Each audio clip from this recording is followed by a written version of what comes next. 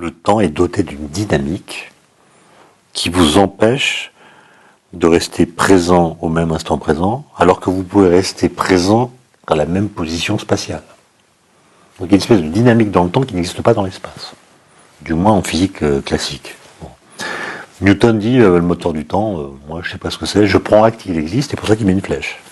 Donc vous avez beaucoup de systèmes philosophiques, à commencer par Saint-Augustin, qui font dépendre le moteur du temps de l'âme, comme dit Saint-Augustin, ou de la conscience, pour reprendre un terme plus moderne. C'est-à-dire, l'idée, c'est que nous sommes le moteur du temps au sens où nous temporalisons, par une grille de lecture qui serait dans notre cerveau, les événements physiques. Nous sommes le moteur du temps, c'est nous qui faisons en sorte que les instants s'écoulent selon notre perception, selon une sorte de continuum qui fait se succéder des instants qui cohabitent un peu dans notre esprit, mais qui ne pourraient pas cohabiter physiquement.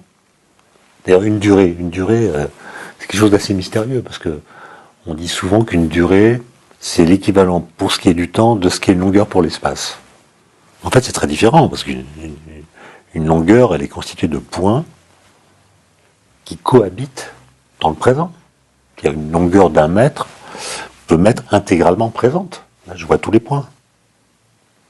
Alors qu'une durée d'1 minute, par exemple, elle est composée d'instants qui se succèdent sans pouvoir coexister.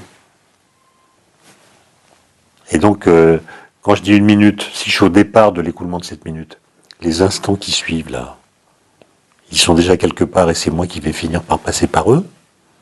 Ou est-ce qu'ils sont nulle part? Est-ce que l'instant qui est après l'instant présent est encore dans le néant? Ou est-ce qu'il est déjà là quelque part à attendre que j'arrive? Personne ne sait répondre à cette question. Est-ce que le futur existe déjà dans l'avenir? On ne sait pas.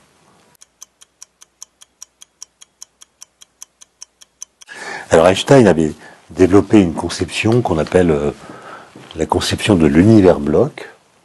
C'est l'idée que l'espace-temps existe de toute éternité, et c'est nous qui sommes des observateurs qui nous déplaçons sur nos lignes d'univers, qui temporalisons l'espace-temps qui n'est pas temporel.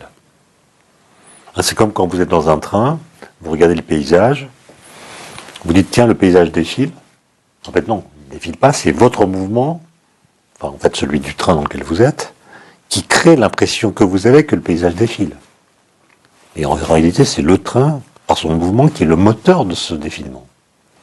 Einstein reprend la même idée, dans l'espace-temps, en fait tous les événements coexistent, et c'est notre passage sur notre ligne d'univers qui temporalise les événements en les faisant apparaître selon une succession qu'on appelle le cours du temps.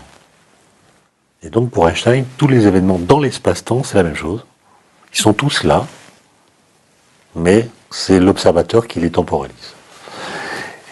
Et toutes ces thèses, comme celle d'Einstein ou d'autres, énoncées par des philosophes, sont des thèses qui font peu ou prou dépendre le moteur du temps de l'observateur, et même de la conscience de l'observateur. On appelle des philosophies corrélationnistes.